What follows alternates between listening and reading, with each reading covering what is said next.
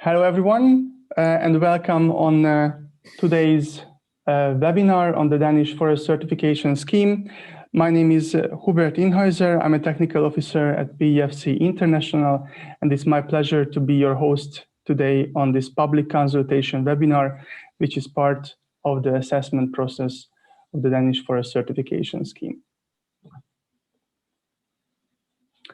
Here is our program for today. I will have a brief introduction about PFC International for those who are not familiar with the organization and its structure. And then the main content for today will be the presentation on the Danish Forest Certification Scheme delivered by our colleagues from PFC Denmark. And at the end, if there is need for clarification questions, there will be a question and answer session. So with this, let us start with PFC International. PFC stands for the Program for the Endorsement of Forest Certification Systems. We are an alliance of independent national forest certification systems under the umbrella of PFC International. All the national forest certification systems are based on PFC sustainability benchmark standards, what we provide for sustainable forest management, for group certification, etc. This is a voluntary mechanism promoting sustainable forest management through independent third-party certification. We are proud that we are the world's largest forest certification system and provider of 3/4 of the world certified sustainably managed timber.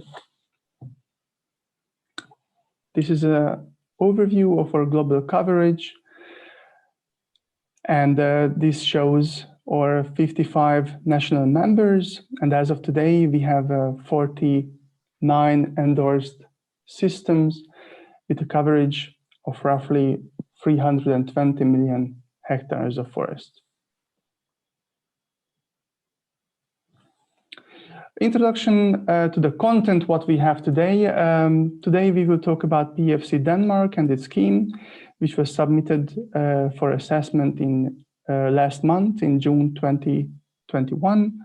The PFC assessment is carried out by an independent registered PFC assessor yet to be appointed. As part of this assessment, there's a 60 days international public consultation, which was opened today for all stakeholders, and everyone who is interested and have an opinion about the Danish scheme is welcome to submit their comments through this public consultation platform by 2nd of September. All these comments submitted to PFC International during this public consultation will be considered by the assessor in the assessment report. So we encourage everyone who is interested to read the documentation. The complete documentation is available on this public consultation platform, and provide comments if they have a say in the Danish forest certification system. And with this, I conclude this short introduction, and I hand over to the PFC Denmark team, and I would like to invite them to present on the Danish Forest Certification Scheme. Sune, the floor is yours. Thank you. Good.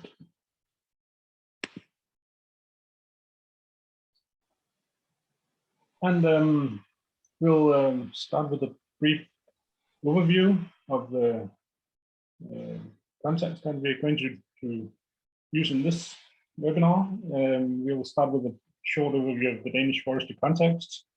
That's the context that we've been developing this revision out of. Then we will have a brief look at the standard setting process, and then have a short introduction to the changes in the new Danish certification system.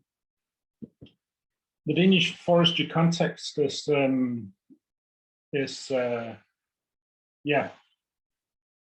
Our forest areas covers around 600,000 hectares, and that's just around 15% of the total area of Denmark that's covered by forests. As you can see from the map, it's mostly small forests. Around 200 years ago, most of our forest was used to build ships and firewood. So only 3% was covered by forests 200 years ago. We have a national aim in Denmark to develop our forest area up to 25% of the forest by 2065, and it's going quite nicely, planting forest towards that goal.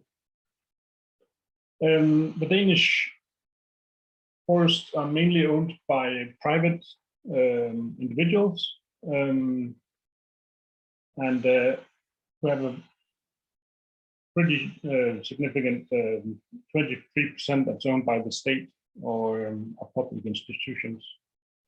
So yeah, we have 24,000 forest owners, private small forest owners, a few large areas, but most of them are small properties. The forest distribution is quite spread around the whole of Denmark, as you can see from the map. It is mostly smaller forest areas.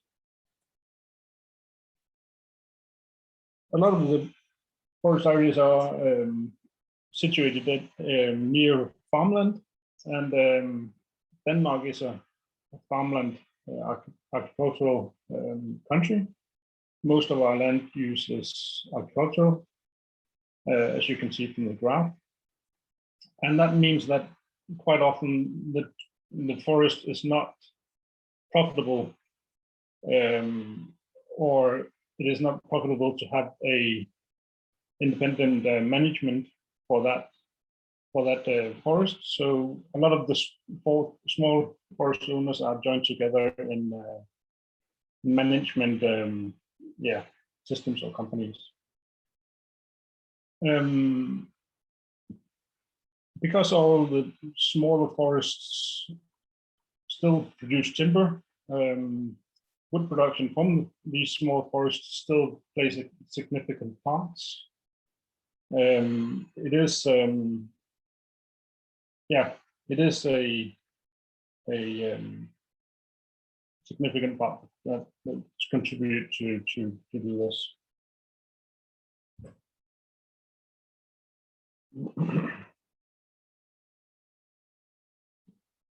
We have almost the same amount of conifers and hardwood as it's almost 50-50, and our most common tree species are spruce and pine, oak and beech. We mainly use wood for energy. We have a quite significant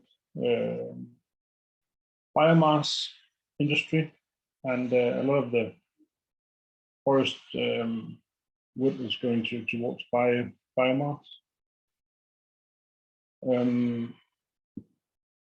Yeah, that was a brief overview of the Danish forest context. I'll let Morten introduce us into the standard setting process. Yes, thank you, Sune. I'll give you a brief introduction to our standard setting process. So if you could please change the slide. First, we have, prior to starting the process, we mapped all relevant organizations and invited around 50 different organizations from the Danish industry, the Danish civil society and NGOs to participate in our standard setting process. Out of those approximately 50 organizations, 19 turned up and participated in different parts of the process. Most of the organizations participated in the whole process. So that's the logos and names of the 19 organizations which we have the benefit of cooperating with on improving our standards. So thank you for all of those who joined. Next, please. After receiving delegates to the working groups, we divided our work up into two different teams. One was focusing on our forest management standard and the related terms and definitions, and the working group 2 were focusing on other technical documents, in particular our group management standard. So we divided the work into two, and we then started according to the process described in our procedure for the development and revision of the Danish PFC certification system, PFC DK 008/1. Next one, please. The timeline was so that in July, the 18th of July 2019, we invited all the participants, all the relevant participants to participate in the revision. We also followed up sending letters, emails and phone calls to all relevant stakeholders and tried to get a yes or no from all those organizations which were invited. The first joint meeting was held on the 17th of September, where we were receiving feedback from the participants on the content and on the expectations that they had to our revision process. After 17th of September, we also, the process started. We hosted 9 meetings in the working group 1 and 2 in working group 2. Working group 1 was the working group for forests related issues, just to remind you. In working group 1, there was some different issues which we decided to sub-delegate or delegate to subgroups which were working specifically on those issues. The first issues were biodiversity and how to protect single habitat trees in the forest. The second were on employees and how to secure their rights in the forest work. And the third issue were on outdoor and recreation life in the forest. So those subgroups worked below the main working group, and in those groups consensus were reached, and the compromise were then also approved in the working group. After this load of work and those 9 meetings in the working group 1 and 2 in working group 2, we had our public consultation on the revised standards. It was open on the 3rd of December 2020. It's a typing error, it's of course not 21. And we received during the consultation process 8 submissions on our new revised system, and those were all registered, and the content and the wording of those submissions were presented to the working groups, and some of the feedback was also taken into consideration, and minor changes were done to the draft standards. As anybody else in the whole world, we've also been affected by COVID-19. So 4 of our meetings were replaced from physical meetings to be held online. Also, the speed of the process has been slowed down due to the lockdown of the whole Danish society for a while. So before we got ourselves organized, it took a while to get into meeting online. So that's why we are slightly behind our schedule. However, the 1st of March 2021, consensus were reached in both of the working groups, and we were able to forward the consensus or the final revised standards to the board of PFC Denmark, which approved the revised system mid-March 2021. Since then, we've been into the process of gathering all the supporting documents and documenting everything, translating it all to English and forwarding it to approval in PFC International. And now we're here today. Next, please. So that was my part of the presentation of how we worked with this over the last 2 years. So now Sune will give us a small introduction to the main changes in the new revised PFC system in Denmark. Sune. Okay, and I'll focus on the forest management standard because the technical documents are it's minor details and it's technical details. So this presentation will focus on the forest management system because that's where the majority of the changes and the most interesting changes are made. One of the focuses is on one of the new changes to the system is we have a new climate chapter, you might say, and this climate area is due to the focus, the increasing focus on climate change, and due to the new wording in PFC International's forest management standard. So we have a new independent area and standard that's regarding climate and adaptation, carbon storage, and the climate effect of forestry. Then we have stricter requirements for the protection of biodiversity. Biodiversity is a huge area which is discussed in Danish forestry. So we have more focus on biodiversity in the new standard, and we are raising the biodiversity area from 7.5% to 10%. We also have a more narrow definition of the biodiversity area, where we it's not allowed to have big lakes as a part of the biodiversity area anymore. It's only allowed to have 30 meters around the coast of the lake. So lakes are not part of the biodiversity anymore. Then we have a new appendix regarding requirements for the machines that are operated in forestry. That's more eco-friendly gasoline and so on, and that's also related to the climate chapter. And then we have a picture of the working group when that was the last physical meeting we had all together. So that's before COVID.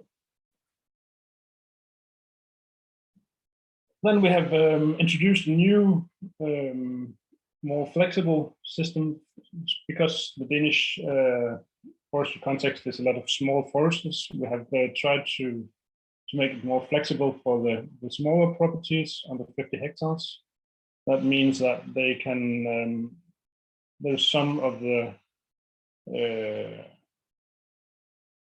points regarding to native species of trees that they are allowed to interpret in a different way. And then as quite a significant, we had better opportunities for outdoor life, which was in Denmark. It's been really popular to go outside during COVID, and we had a huge interest in opening the system up for better opportunities and more accessibility to the forests and outdoor life as in general. So we have a new appendix with examples for outdoor things that forest owners can use as inspiration, and it's a really good thing to do. Then we have stricter requirements for for employees in regards to the forest owner and how workers in the forest are hired and so on.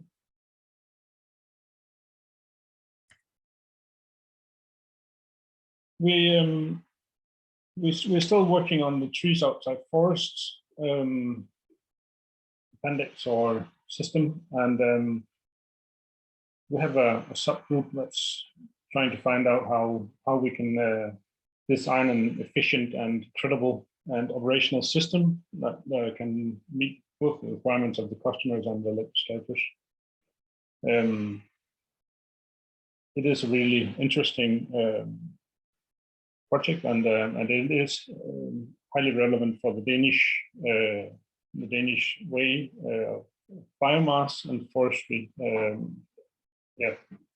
and trees outside the forest, of course. So we will try to cover the whole spectrum of biomass that does not originate from the forest, and because we are a farmland, there's quite a few of those. Good. I think that was pretty much it. Do you have anything to offer, Morten? Yes. No? And we'll go to questions.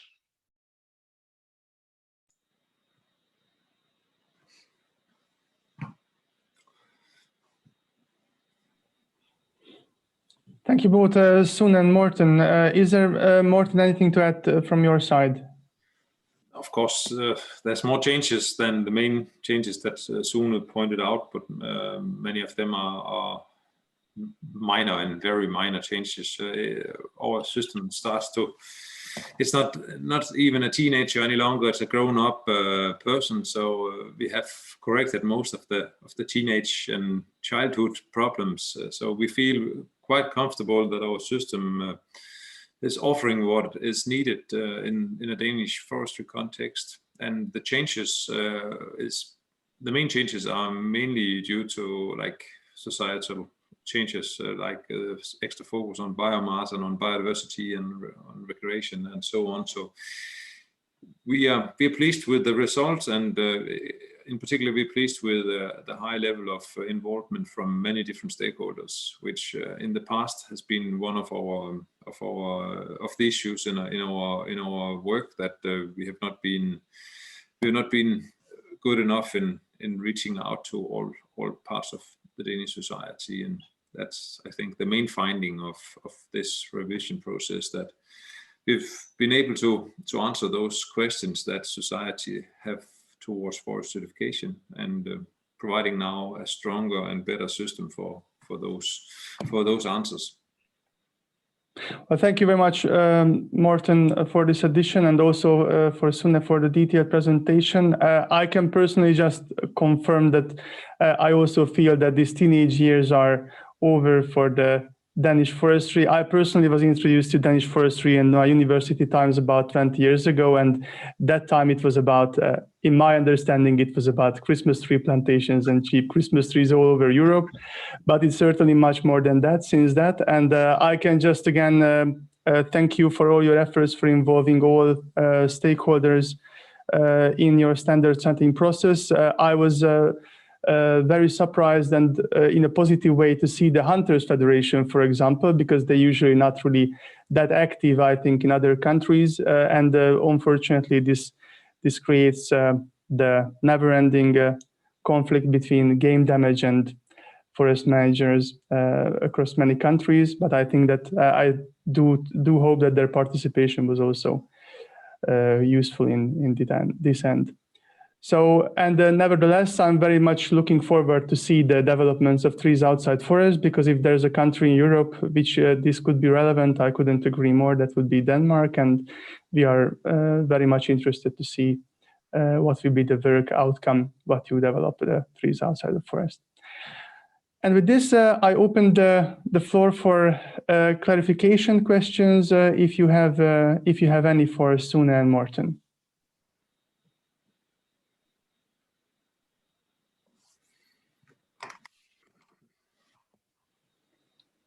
In case no, then I still would like to encourage everyone to go to our website and take a look at the documentation under public consultation and provide the comments there if applicable.